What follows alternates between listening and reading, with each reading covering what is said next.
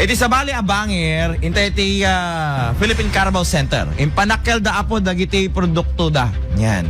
When magustok pa dati Carabao milk at very healthy. And at the same time, dati ikan that chocolate ay da duma. Kasi Para ubing DJ.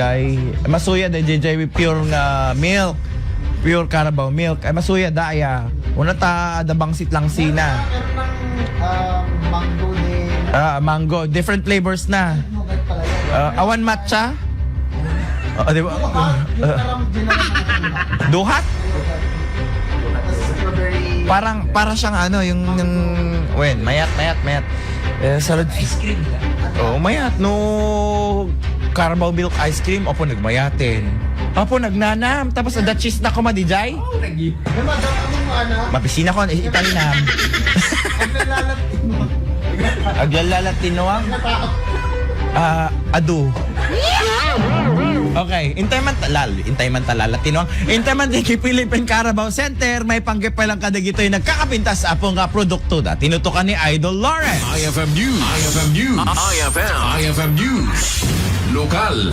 Impanakel dagiti magimatmato di Philippine Carabao Center anapintas kanaimas dagiti produkto da presko agatas, yogurt, ken pastillas pagaramanan ti ice cream na amuan akurang dati panakabigbig akas may sa kadagiti ahensya ti gobyerno ngagsupsupply ti presko agatas ken dagiti original leather bag, sapatos ken wallet manipod iti lalatinwang ken dagiti dadumapay a produkto manipod itinuang. Ti Philippine Carabao Center Pocket may sanga-sangay iti Department of Agriculture.